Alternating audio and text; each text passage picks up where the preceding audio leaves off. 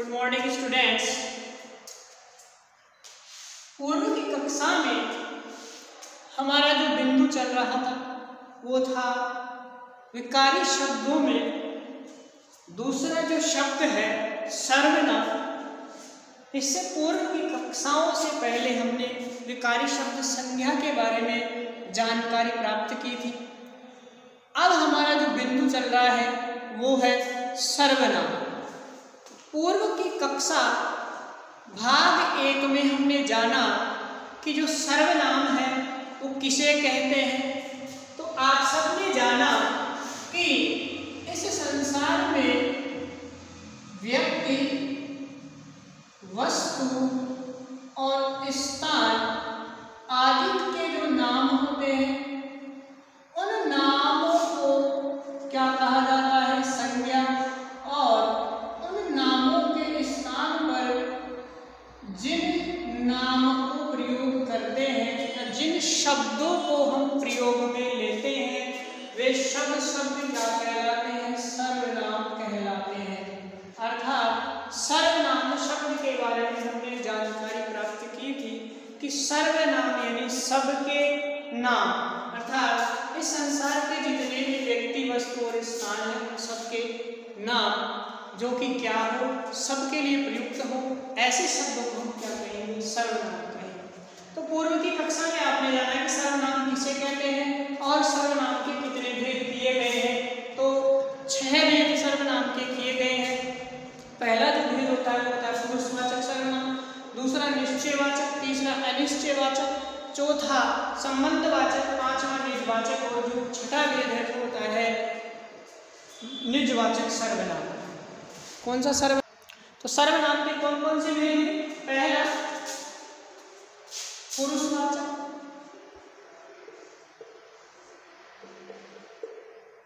दूसरा निश्चयवाचक, तीसरा अनिश्चयवाचक, चौथा संबंधवाचक, पांचवा प्रश्नवाचक और अंतिम जो भेद है वो होता है निजवाचक।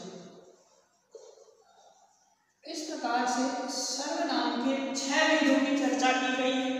उसमें से जो पहला भेद है वो है पुरुषवाचक सर्वनाम। तो हमने जाना कि जो पुरुष होते हैं वो 3 होते हैं, उत्तम पुरुष, मध्यम पुरुष और अन्य पुरुष। तो सबसे पहले हम जानने का प्रयास करेंगे कि पुरुषवाचक सर्वनाम किसे कहते हैं। तो देखिए पुरुषवाचक जो सर्वनाम है वो किसे कहेंगे? तो देखिए पुरुषवाचक सर्वनाम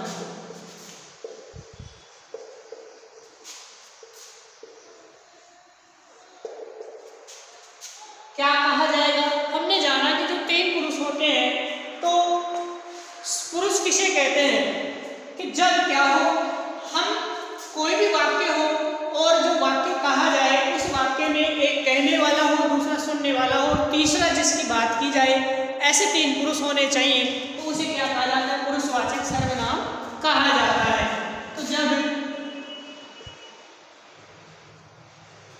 वाक्य में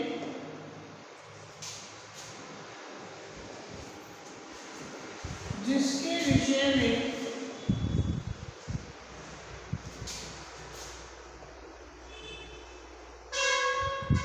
कुछ कहा जाए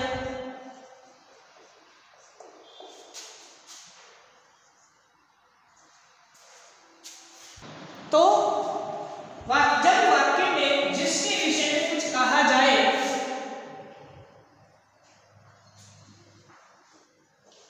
अर्थात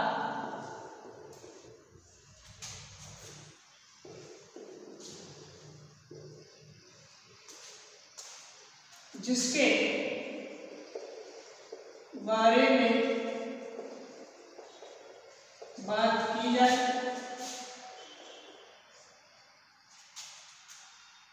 और सुनने वाले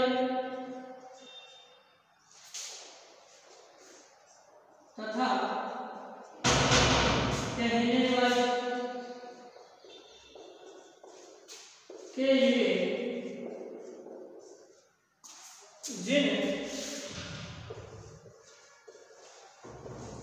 सर्वनाम शब्दों का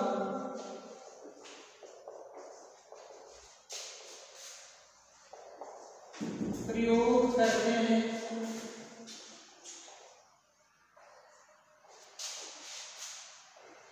पुरुषवाचक सर्वनाम कहलाते हैं।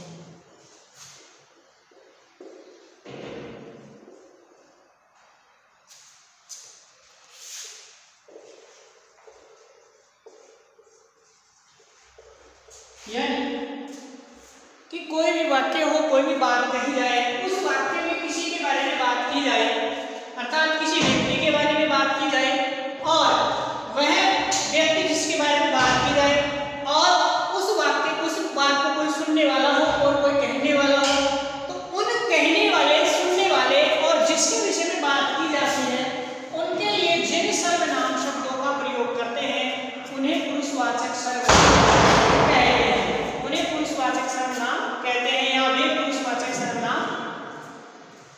सर्वनाम कहलाते हैं। तो इनकी संख्या कितनी होती है? 3 होती है। आपने जाना कि पुरुषवाचक सर्वनाम की संख्या 3 होती है।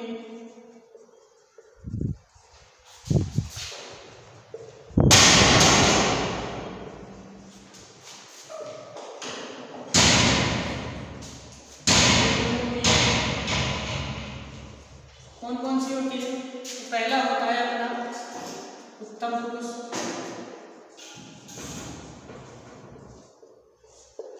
उत्तम पुरुष किसे कहेंगे? जब कहने वाले के लिए, जब कहने वाले के लिए जिन सर्वनाम शब्दों का प्रयोग करते हैं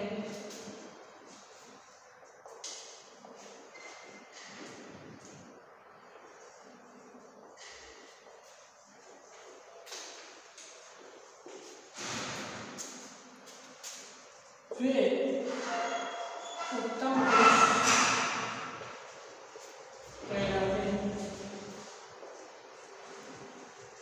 अर्थात कल हम एक उदाहरण देख रहे हैं कि जैसे राम एक लड़का है और उसके बाद में जब हमने उसके स्थान पर, एक संज्ञा के स्थान पर जब सर्वनाम प्रयुक्त किया था, तो हमने कहा था कि वह ईमानदार है। तो वह जो शब्द है वो क्या है? संज्ञा है, अर्थात किसके लिए प्रयुक्त हुआ है? राम के लिए। लेकिन यहाँ क्या कह रहे हैं कि जब कहने वाले के लिए जिन सर्वनाम शब्दों का प्रयोग करते हैं या कहने वाले के लिए जिन सर्वनाम शब्दों का प्रयोग किया जाता है, वे उत्तम पुरुष कहलाते हैं। उत्तम पुरुष के अंतर्गत में किनको रखा गया? तो उत्तम पुरुष में मैं और हम इन्हें रखते हैं। किस किस को रखते हैं? मैं और हम। इन्हें किसके अंतर्गत रखा जाता है? उत्तम पुरुष के अंतर्गत रखा जाता है। लेकिन जैसे मैं कहूँ कि वह ईमानदार है, वह ईमानदार है, तो इस वाक्य में वह के बारे में बात करें तो वह शब्द क्या हुआ? अन्य पुरुष हो गया, और वह कहने वाला हुआ, अर्थात वह उत्तम पुरुष हुआ, और आप सब सुनने वाले हुए। इसका अर्थ ये हुआ कि आप मध्य पुरुष हुए। तो जब वाक्य में क्या होता है, कहने वाले के लिए जिन सर्वनाम शब्दों का प्रयोग किया जाता है, वे सर्वनाम शब्द क्या कहलाते हैं? उत्तम पुरुष के अंतर्गत रखा जाता है। उन पुरुषों को किसके अंतर्गत रखा जाता है? उत्तम पुरुष के अंतर्गत रखा जाता है। तो ये बात आप सबके समझ में आ गई होगी कि जो पुरुषवाचक सर्वनाम है उसका जो पहला भेद है पुरुषवाचक सर्वनाम का उत्तम पुरुष। तो उत्तम पुरुष किसके लिए प्रयुक्त होता है?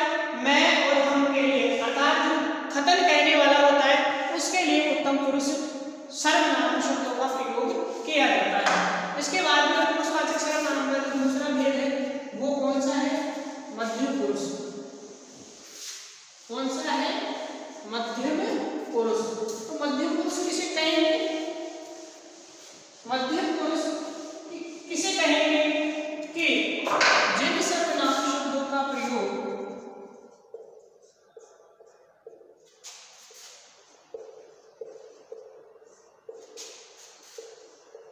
जिन सर्वनाम शब्दों का प्रयोग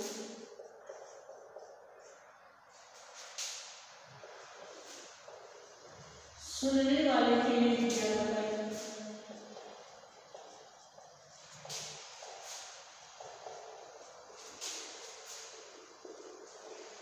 अर्थात जब कोई बात कही जाए और उस बात को कोई सुनने वाला, कौन हो, सुनने वाला हो, तो उनको किसके अंतर्गत रखा जाता है? मध्यम पुरुष के अंतर्गत रखा जाता है।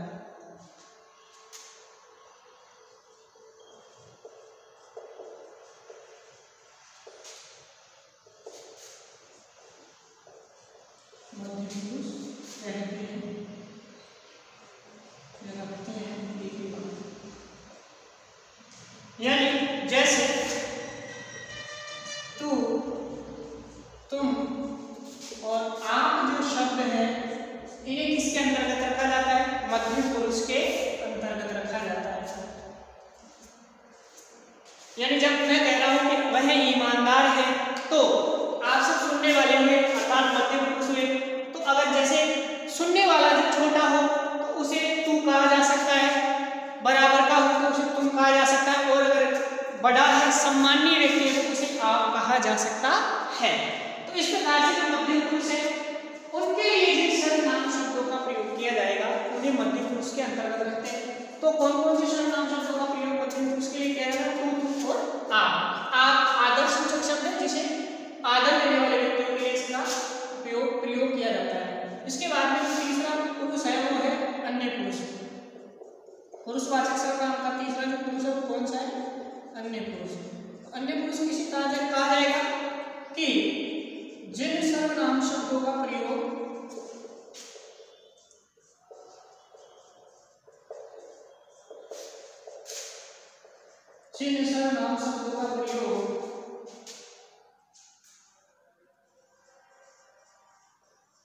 जिसके विषय में बात की जाए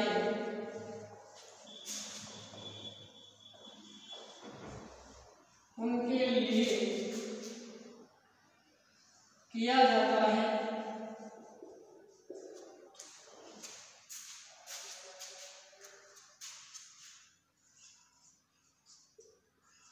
उन्हें अन्य पुरुष के अंतर्गत रखा जाता है।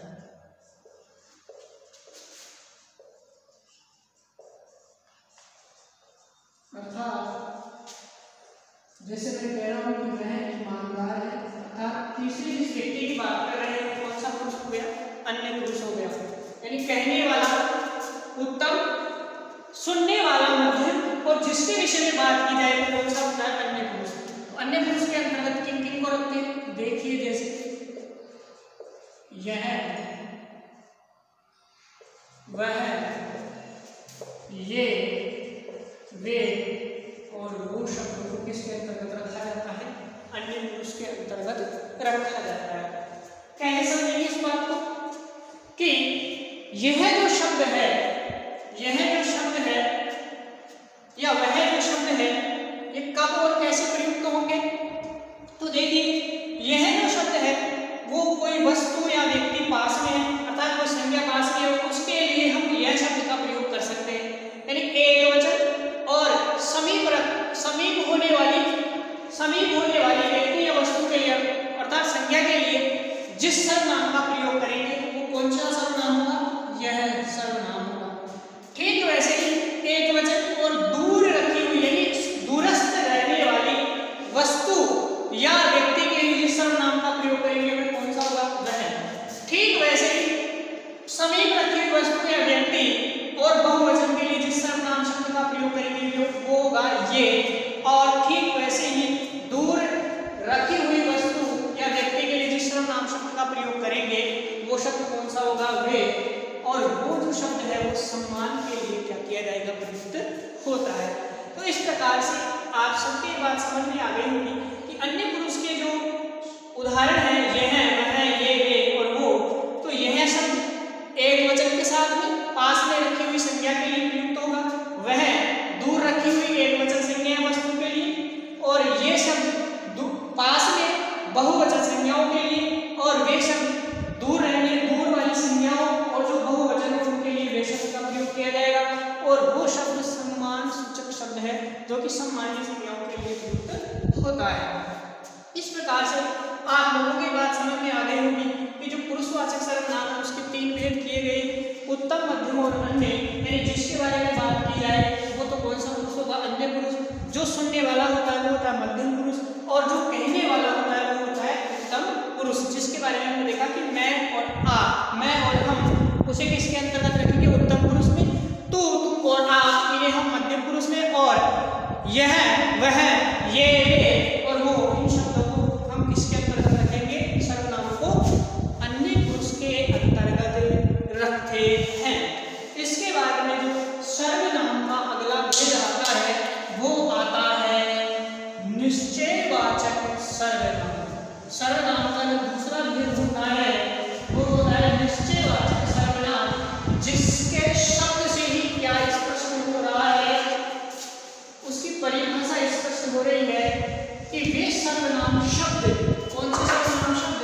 दूसरा प्रकार है सर्वनाम का निश्चयवाचक सर्वनाम।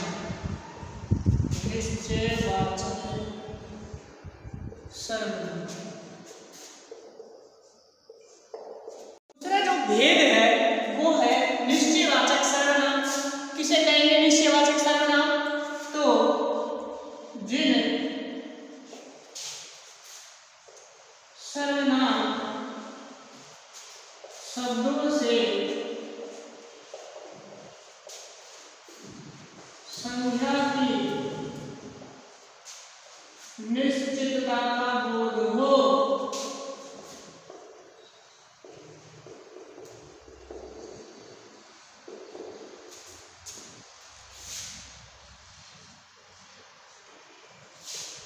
उन्हें निश्चयवाचक सर्वनाम कहते हैं।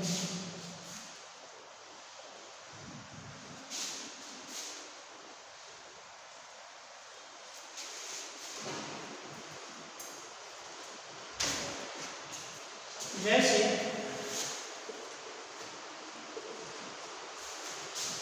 यह मेरा घर है, यह मेरा घर है। तो देखिए यहाँ पर तो यह शब्द है, आपके दिमाग में प्रश्न आ रहा होगा कि सर अभी आपने यह, वह, ये, वे और वो को किसके अंतर्गत रखा था? जो पुरुषवाचक सर्वनाम होता है उसके अंतर्गत रखा था। लेकिन यहाँ पर आप देखेंगे तो यह जो शब्द है वो क्या कर रहा है? किसकी निश्चितता का बोध करा रहा है? घर की। यह घर किसका है? मेरा है। अर्थात यहाँ पर जो यह शब्द है वो क्या है? सर्वनाम है। कौन सा सर्वनाम है? निश्चयवाचक सर्वनाम है। कौन सा सर्वनाम है? निश्चयवाचक।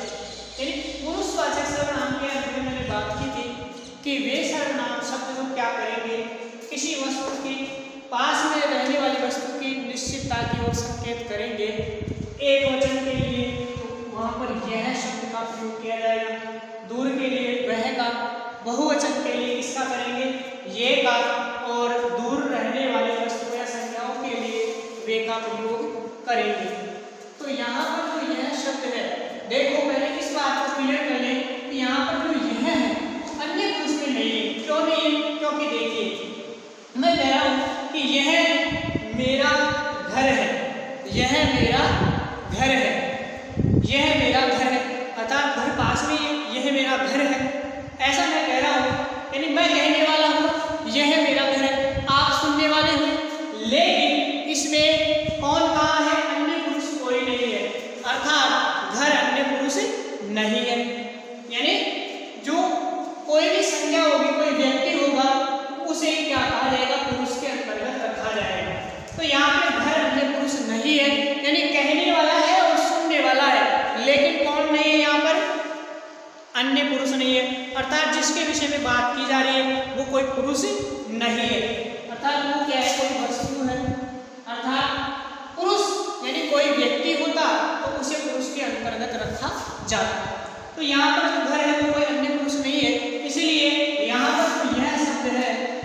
अंतर्गत रखा जाएगा? निश्चयवाचक सर्वनाम के अंतर्गत रखा जाएगा। ठीक है, या इस बात को ऐसे लिख सकते थे, इस बात को समझे कि देखो कैसे, यह मेरा घर है। ये बात आपने समझी कि कहने वाला मैं, आप सुनने वाले, और अन्य पुरुष इसमें कोई नहीं है जिसके विषय में बात की जा रही है, कोई पुरुष नहीं है। ठीक है, अब देखिए इसके अलावा जो वह शब्द है, ये शब्द है, वे शब्द है और वो शब्द है, ये भी किसके अंतर्गत रखे जाएंगे? निश्चयवाचक सर्वनाम के अंतर्गत। जैसे हम ये कहें कि वह मेरा पेन है, वह मेरा पेन है, तो दूसरी जो रखा हुआ है उसकी ओर संकेत कर रहे हैं कि वह मेरा पेन है। अर्थात मैं कहने वाला, आप सुनने वाले, लेकिन इसमें थर्ड पर्सन यानी अन्य पुरुष कोई नहीं है, वस्तु है, इसलिए इसको भी किसके अंतर्गत रखा जाएगा? निश्चयवाचक सर्वनाम के अंतर्गत, कि वह मेरा घर है, यह मेरा घर है। ठीक है, बहुवचन में ले सकते हैं, तो ये और वे शब्दों का क्या करेंगे? प्रयोग करेंगे। अब इसी बात को अगर आप ध्यान से देखेंगे तो एक बात की ओर मैं आप सबका ध्यान ले लेना चाहूंगा कि देखो कैसे, जैसे यहाँ लिखा हुआ है यह मेरा घर है, यह मेरा घर है, यानी पहली बात तो ये कि जिनको हम अन्य पुरुष में रख रहे थे वे कब, जब तीनों पुरुष नहीं हो तो किसके अंतर्गत रखा हमने? निश्चयवाचक सर्वनाम के अंतर्गत। अब इसी वाक्य को मैं क्या कर दूं? इसको ऐसे लिख दूं कि यह घर मेरा है, यह घर मेरा है, यह घर मेरा है। इसमें देखिए आप कि मैंने क्या किया कि बीच में जो मेरा शब्द था उसको उधर ले गया और उस घर संज्ञा था उसको इधर ले आया। तो अब देखो यहाँ पर क्या होगा, यह जो शब्द है वो ना तो अन्य पुरुष है ना ही निश्चयवाचक सर्वनाम है, बल्कि क्या है? विशेषण है। कौन सा विशेषण? सार्वनामिक या संकेतवाचक। कौन सा विशेषण? सार्वनामिक या संकेतवाचक विशेषण। अर्थात यहाँ पर यह शब्द घर की ओर क्या कर रहा है? इशारा कर रहा है। यह घर मेरा है, यह घर मेरा है, यह घर मेरा है। अर्थात क्या होगा? जब पहले क्या आए? सर्वनाम आए। कौन सा सर्वनाम? यह, वह, ये, वे, ये सर्वनाम शब्द आए और इसके ठीक बाद संज्ञा शब्द आए, तो ऐसे आने वाले सर्वनाम क्या कहलाएंगे? सार्वनामिक विशेषण। अर्थात ये घर की ओर क्या कर रहा है? संकेत कर रहा है कि यह घर मेरा है, इसलिए इसको संकेतवाचक और मूल रूप में सर्वनाम होने के कारण इसे सार्वनामिक विशेषण कहा जाएगा। यानी दोबारा समझिए इस बात को कि जब इस वाक्य को हम ऐसे लिख दें कि यह घर मेरा है, तो जब संबंध बताने वाले शब्द को हमने बीच में से हटा करके संज्ञा शब्द को पहले ले आए, तो उससे क्या होगा? जो घर शब्द संज्ञा था वो, और जो सर्वनाम यह शब्द था वो क्या बन जाएगा? विशेषण बन जाएगा। क्यों बन जाएगा? क्योंकि ये इसकी ओर संकेत करेगा। अर्थात मूल रूप में सर्वनाम होने की वजह से सार्वनामिक विशेषण, और यह घर मेरा संकेत कर रहा है, इसलिए कौन सा होगा? संकेतवाचक विशेषण। और मूल रूप में यह सर्वनाम होने की वजह से सार्वनामिक विशेषण के अंतर्गत रखा जाएगा। तो आपको ये ध्यान रखना है कि कब ये शब्द विशेषण होगा और कब सर्वनाम होगा। इस बात को आपको क्या रखना है? ध्यान रखना है। तो निश्चयवाचक सर्वनाम है वो कौन से होंगे? जो किसी संज्ञा की निश्चितता का बोध कराएंगे और निश्चयवाचक सर्वनाम हो। निश्चयवाचक सर्वनामों के अंतर्गत किस किस को रखा हमने? यह, वह, ये, वे और वो, है ना? तो ये शब्द कब तो सर्वनाम होंगे और कब क्या होंगे? विशेषण होंगे। ये बात आपको ठीक तरह से समझ में आ गई होगी कि जब यह या कोई भी निश्चयवाचक सर्वनाम शब्द हो और उनके ठीक बाद में कोई संज्ञा शब्द हो, तो वहां पर ये निश्चयवाचक सर्वनाम किसमें बदल जाते हैं? सार्वनामिक इसकी जो पूरी की पूरी बात है वो जब विशेषण पढ़ेंगे तब और दोबारा इसको रिवाइज कर लेंगे। तो इस प्रकार से जो हमारा दूसरा भेद होता है वो होता है कंप्लीट निश्चयवाचक सर्वनाम। अब तीसरा जो भेद होता है वो होता है अनिश्चयवाचक सर्वनाम। कौन सा भेद होता है? अनिश्चयवाचक सर्वनाम। इसे कहेंगे अनिश्चयवाचक सर्वनाम। तीसरा जो भेद होता है वो होता है वाचक सर्वनाम।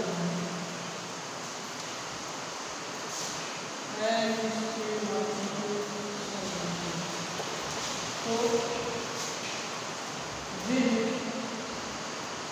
सर्वनाम शब्दों से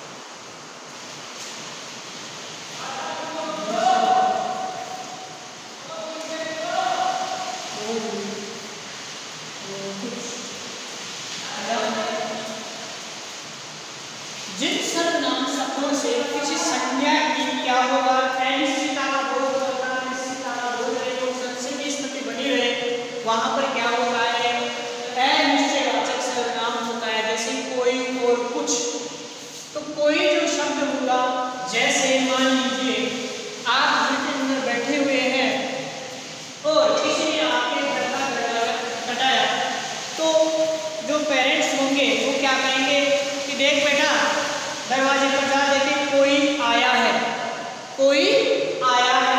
क्या कहेंगे? कोई आया है,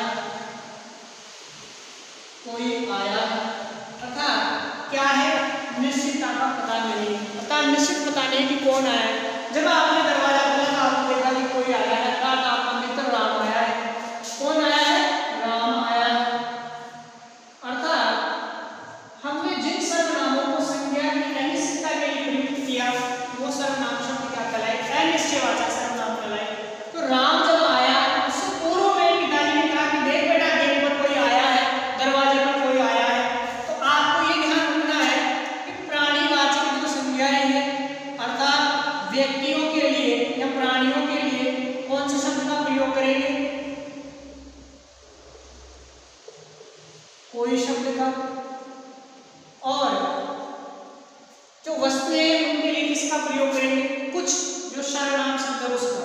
जैसे देखिए मान लो आप दोपहर का समय है और आप विद्यालय से घर पहुंचे हैं और घर पहुंचने के उपरांत आप रसोई में गए। रसोई में जाने पर आपने देखा कि वहां पर खाना ही नहीं है, अर्थात घर वालों ने पूरा खाना खा लिया है।